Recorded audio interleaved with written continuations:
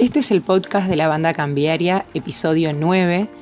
En este caso, para analizar la situación del Consejo Agroindustrial Argentino, que es un nucleamiento conformado inicialmente por más de 42 entidades del agro, de la industria, la producción de alimentos, que se constituyó como un espacio empresarial para discutir con el gobierno políticas a largo plazo. El objetivo que se planteó inicialmente fue impulsar y llegar a alcanzar los 100.000 millones de dólares de exportaciones y crear 210.000 puestos de trabajo directo más otros indirectos, todo durante el periodo 2020-2030.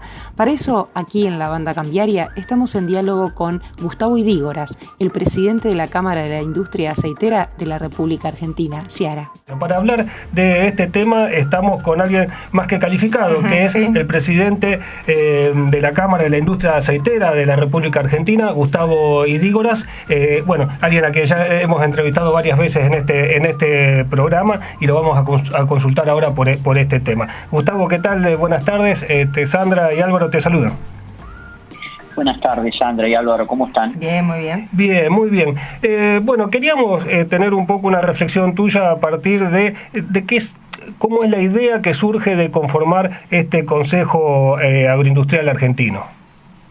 El Consejo Agroindustrial es la expresión de una necesidad que hemos identificado todas las distintas cadenas agroindustriales del país, de poner sobre la mesa una propuesta para el gobierno de reactivación agroindustrial.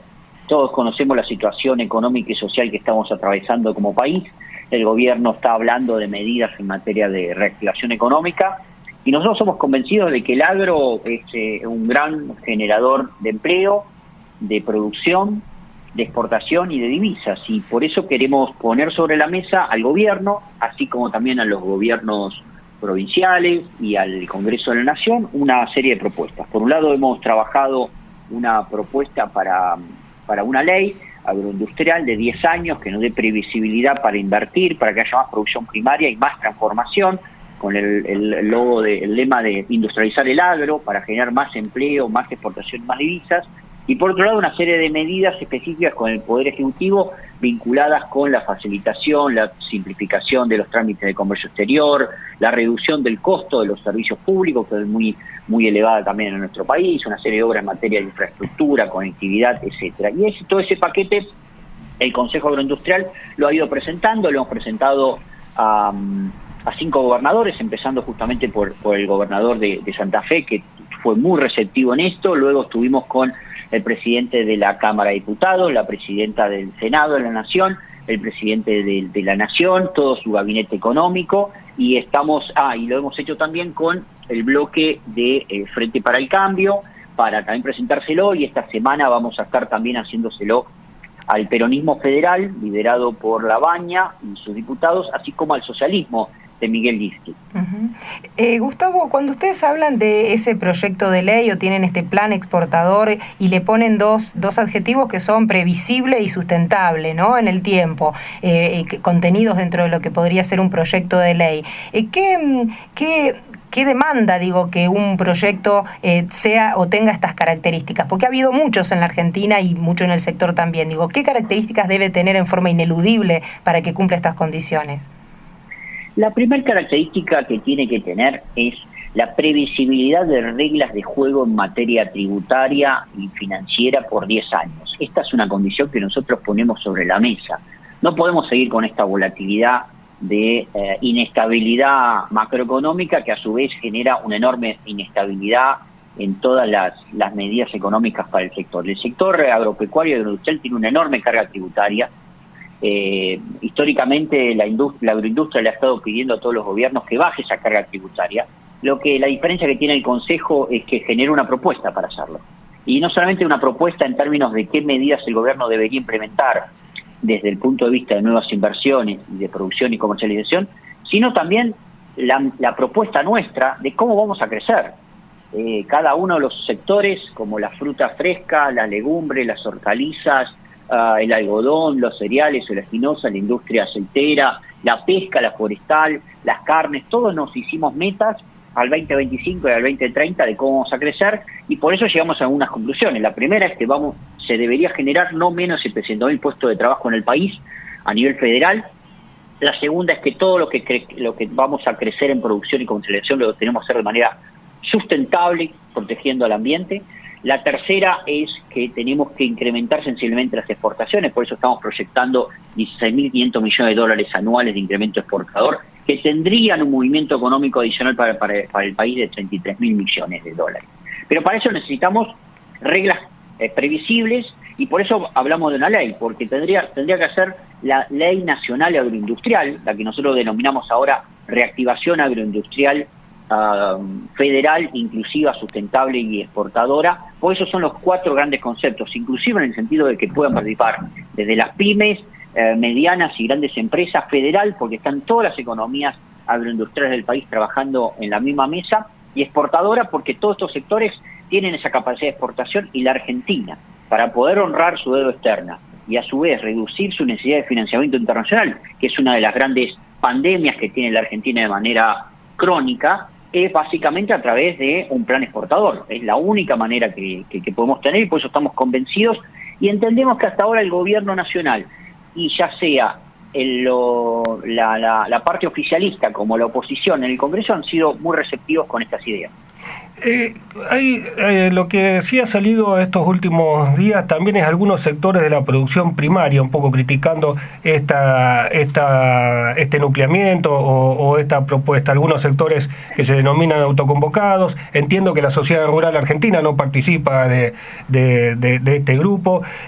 ¿Hay alguna diferencia de criterio, no solamente en lo que es la representación sectorial, en lo que tiene que ser de un poco el modelo económico, y también de definición en cuanto a la mayor o menor cercanía con el gobierno? Bueno, la verdad es que el Consejo Agroindustrial se caracteriza por su horizontalidad y sus compromisos y decisiones democráticas por consenso. Acá está abierto a toda entidad y cámara empresarial del agro, ya sea producción primaria como agroindustria, que tenga el compromiso de trabajar con una propuesta a favor de la producción y de la exportación y de la industrialización del agro. Si no existen esos compromisos, claramente este no es el espacio. En segundo lugar, nosotros no hacemos política partidaria. Lo que hacemos es política empresarial. Uh-huh. Lo que queremos es generar más fuentes de empleo, más producción, más exportación. Y aquel que no tenga esas ideas, bueno, no se va a sentir cómodo estando acá. Pero a veces también hay mucha desconfianza, entonces me parece que es natural pensar que hay gente que por ahí no tenga toda la información para analizar lo que estamos proponiendo. Por eso nosotros abrimos y atendemos a todos. En estos días hemos atendido también a grupos de productores que no están a ninguna entidad, nada por el estilo, que se acercan, nos preguntan, le compartimos el plan, le preguntamos su opinión, y en todos los casos hemos recibido una aceptación muy positiva de todos ellos. Por eso me parece que es natural pensar, sobre todo por la cantidad de décadas de desilusión que tenemos en materia de políticas económicas, de que mucha gente esté desconfiada. Y es natural pensar eso, pero es una gran oportunidad que tenemos. Me parece que la situación es tan crítica en nuestro país que no tiene sentido pelear por una foto, por una silla, sino pelear por propuestas concretas. Uh-huh. Y respecto del interlocutor, me refiero al gobierno nacional, ¿cómo lo ven ustedes respecto a esto, ¿no? Sentados a frente a ellos con estas propuestas, ¿cómo están analizando lo que está realizando el gobierno de Alberto Fernández? El gabinete de manera individual ha sido muy receptivo en esto, particularmente el canciller Felipe Solá, por supuesto después cada uno de los demás ministros también. Tal vez más receptivo el canciller porque él tiene un compromiso personal también con el presidente de activar un plan exportador. En segundo lugar, el presidente fue también muy receptivo. Nos reunimos el mismo día que él hizo el cierre formal de la renegociación de la deuda con los fondos privados, y él claramente también hacía una relación directa entre capacidad sostenible de pago de la deuda argentina y capacidad exportadora. Y nosotros insistíamos en eso cuando le mostramos los números y todo, y cuando le planteamos la urgencia, porque nosotros queremos llegar a una ley aprobada para diciembre, él decía, no, ya. Banco Macro, cerca siempre.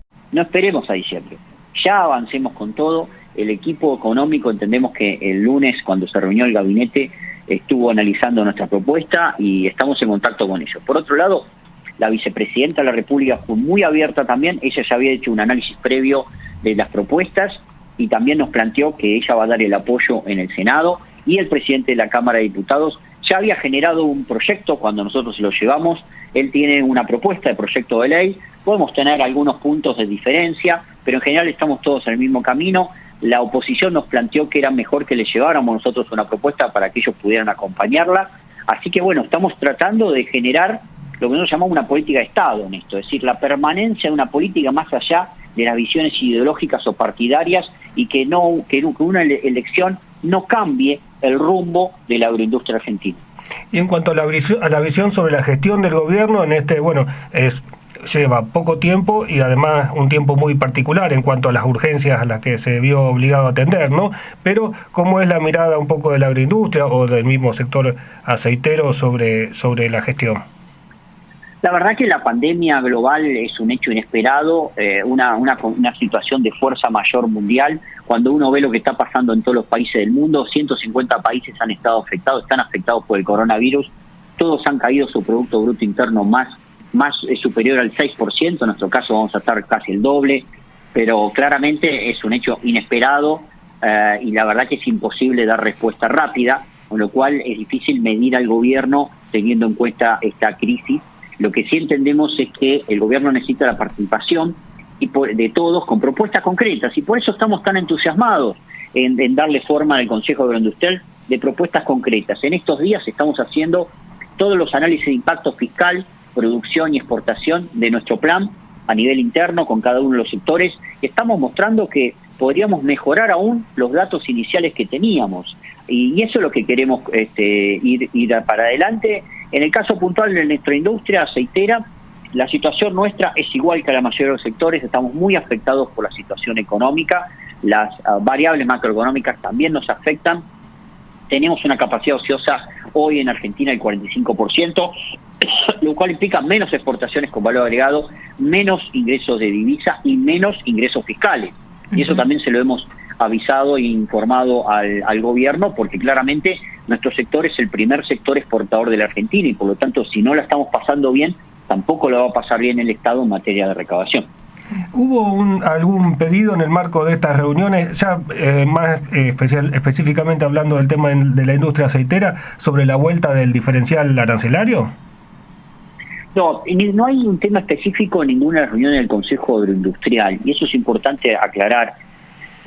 Los 53 miembros que hoy somos tenemos nuestros intereses empresariales y gremiales individuales, así como la carne vacuna tiene el suyo, la carne aviar, los lácteos, la pesca forestal, la industria aceitera. Tenemos intereses individuales, pero tenemos un interés común, que son medidas reflejadas en un proyecto de ley de más inversión, más producción, más transformación y más exportación, que van a ser efectos sistémicos y horizontales para toda la industria argentina, sin importar la diferencia. Y luego cada uno va planteando sus temas con el gobierno. En el caso de la industria aceitera hay un claro reflejo sobre el tema tributario de exportación que castiga el procesamiento, y eso es muy demostrable y así lo están mostrando los números, y con lo cual no hay que vincular la agenda individual de la gran meta que se está trabajando en el Consejo Agroindustrial. Te llevamos un poquito más a lo macro y hablando un poco más de la industria. Vos recién decías el tema de la pandemia, de la crisis, y por ahí pedirte un análisis sobre el comercio mundial de commodities, ¿no? En este escenario de pandemia, ¿cómo lo están viendo?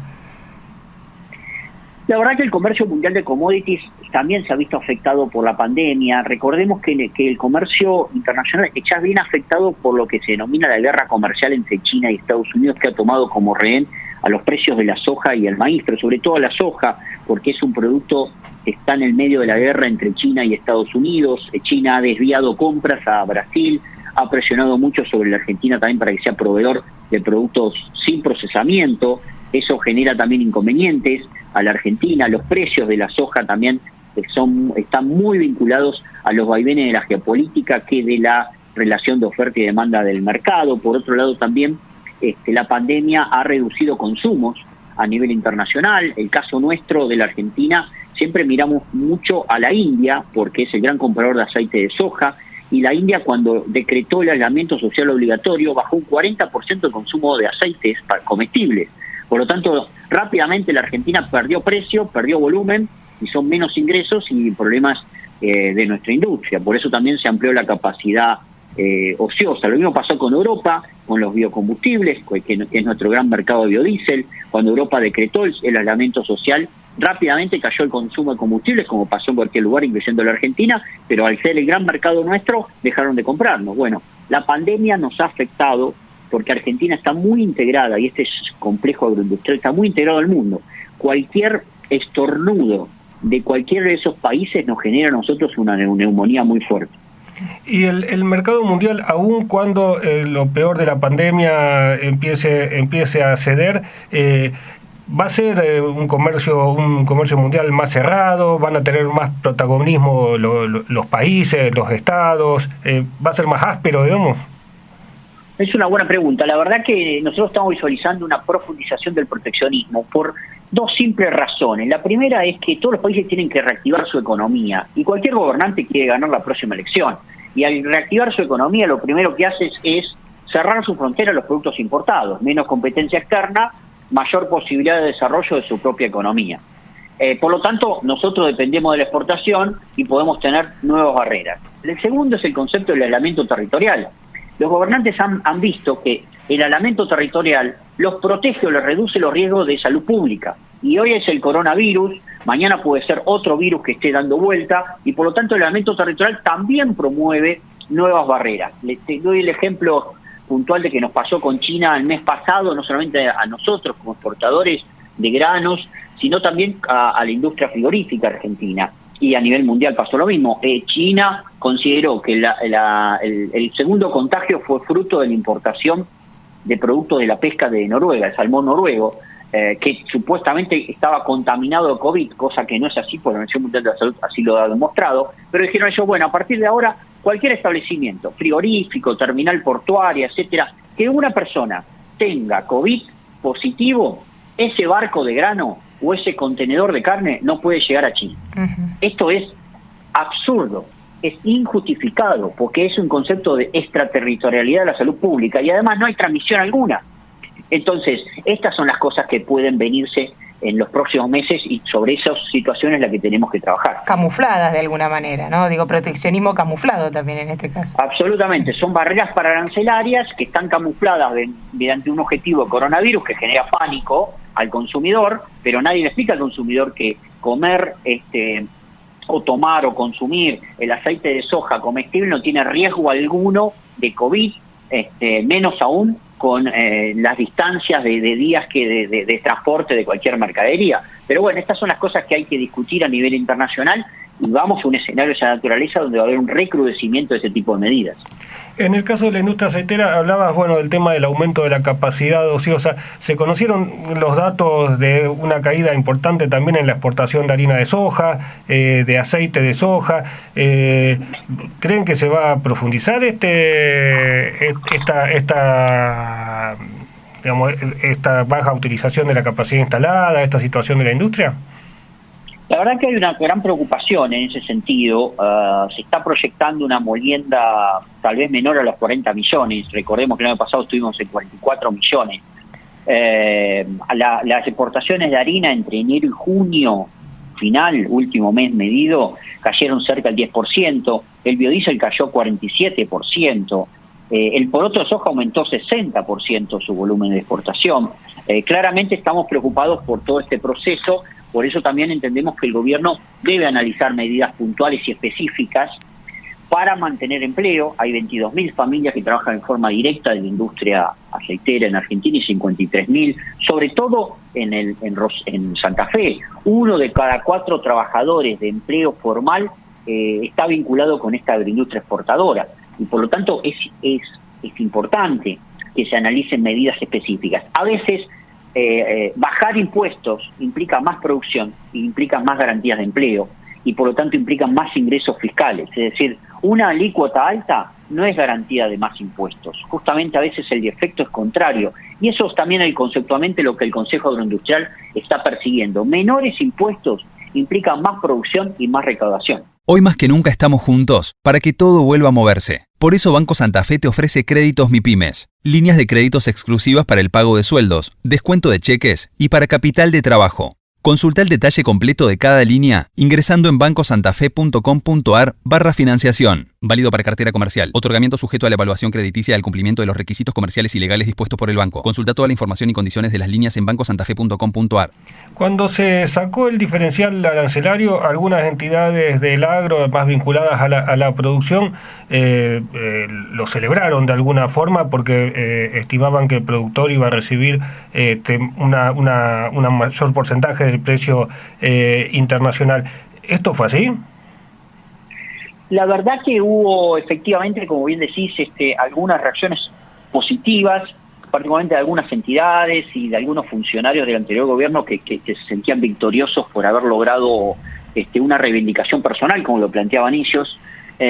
Sinceramente, el precio de la soja cayó en Argentina y esto es uno de las causales.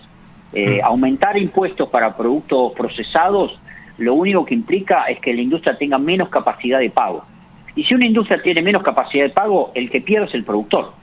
Y esto lo hemos demostrado cuando uno analiza y compara los precios de exportación que le pagan a los productores en Brasil con la Argentina o con otros países del mundo. Cuando no hay una industria fuerte y únicamente de un solo comprador mundial, como es el caso del poroto de soja que es únicamente el gobierno chino, el único comprador, hay una afectación directa en el ingreso de los productores. Y sinceramente, cuando se plantean que es necesario igualdad tributaria, no mayores beneficios para la industria, sino igualdad tributaria, porque hoy el 3% de diferencia implica básicamente pagar los mismos impuestos, porque el nivel de procesamiento y de industrialización de un producto le da un valor adicional y por lo tanto está cargando con más impuestos. Hoy son $10 más de pagar impuestos en Argentina para industrializarlo que exportar el poroto sin industrializar. Por lo tanto, cuando se habla de primarización, justamente se habla de eso. ¿Y qué implica eso? Que el productor reciba un menor precio y que haya menos trabajadores en Argentina. En Santander, nuestra misión es contribuir al progreso de las personas y las empresas. Ingresá a santander.com.ar y conocé nuestras acciones de banca responsable. Queremos ayudarte. ¿Cómo los afectó a la industria aceitera puntualmente y, bueno, fundamentalmente la de aquí, también del Gran Rosario, de la Argentina, el caso de Vicentín?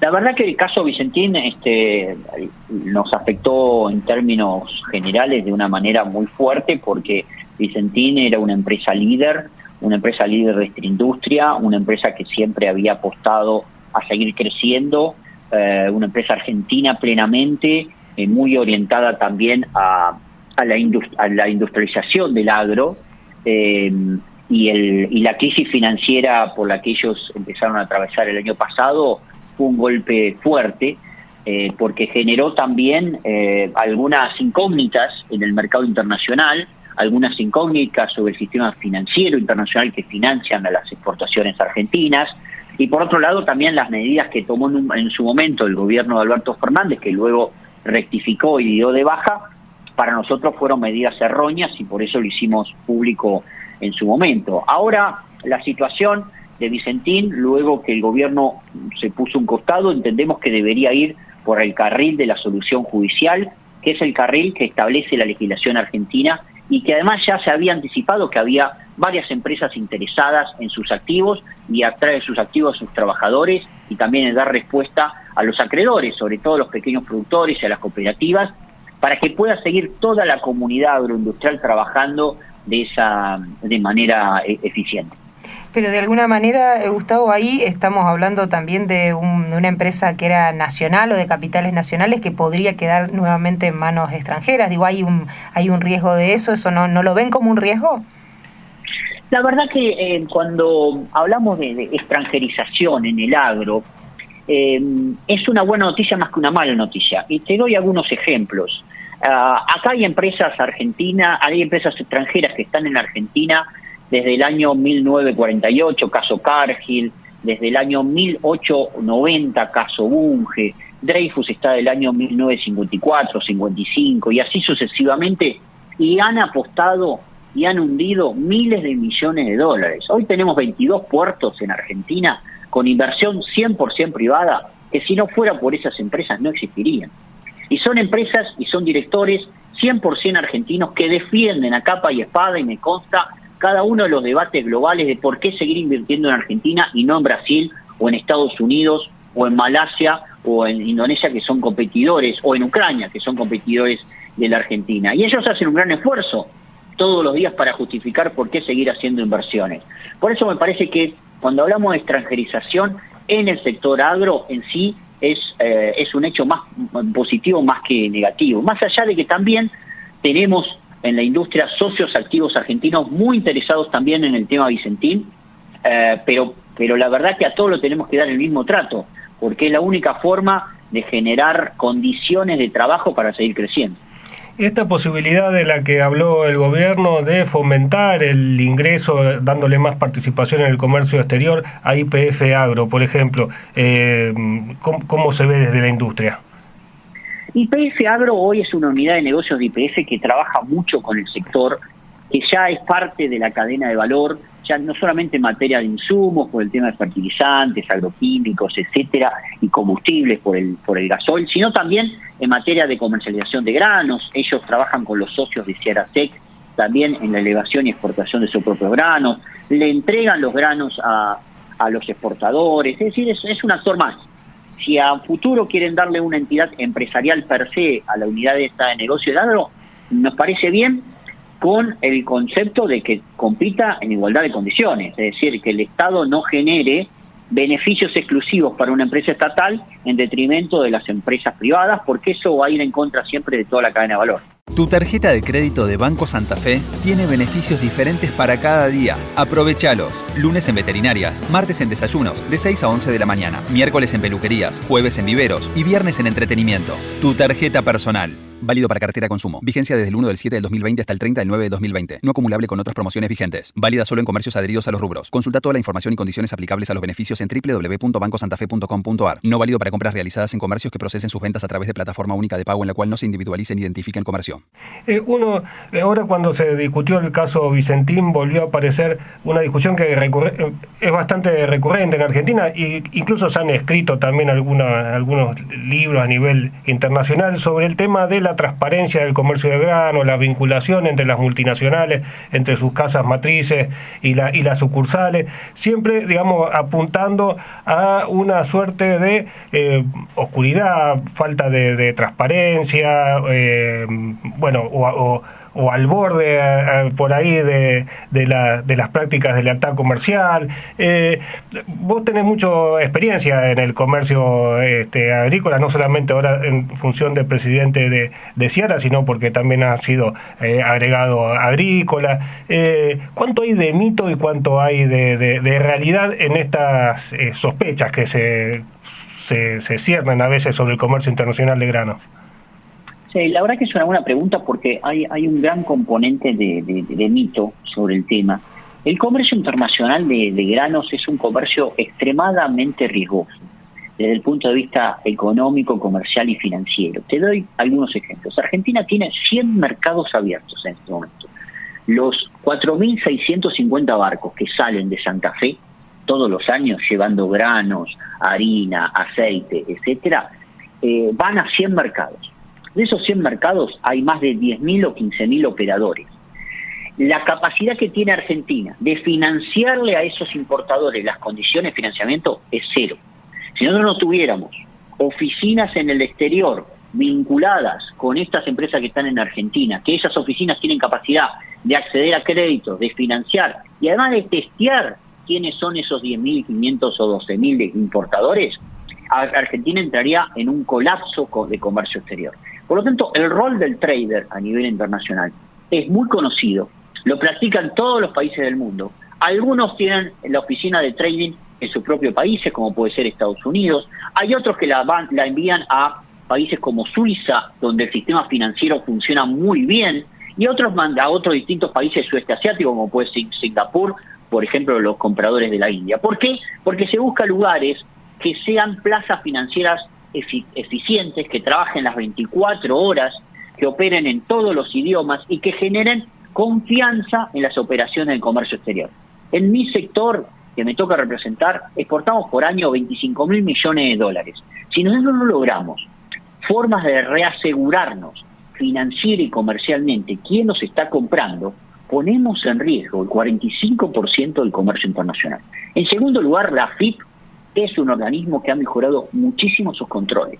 En los últimos 10 años ha habido un proceso de digitalización y de ampliación de controles, sobre todo con el concepto de precio de transferencia, que es básicamente las operaciones intrafirmas a nivel internacional. Hoy Argentina tiene todos los mecanismos de chequeo y verificación, y de hecho es uno de los países más estrictos del mundo en ese sentido. Por lo tanto, te puedo decir dos cosas. Primero, es imprescindible el rol del trader afuera de la Argentina para permitirle a la Argentina seguir exportando. Y segundo, la AFIP es una agencia de control muy estricta que tiene todos los mecanismos y que ha demostrado que este es un sector que cumple plenamente con la legislación tributaria. Gustavo, te agradecemos muchísimo esta charla aquí con la Banda Cambiaria en este espacio aquí en FM Meridiano de Rosario. Muy amable por estos minutos. Por favor, que tengan muy buenas tardes. Gracias, igualmente. Y así pasaba el podcast episodio 9 de La Banda Cambiaria con el presidente de la Cámara de la Industria Aceitera de la República Argentina, Gustavo Idígoras. Quédese en los podcasts de La Banda Cambiaria.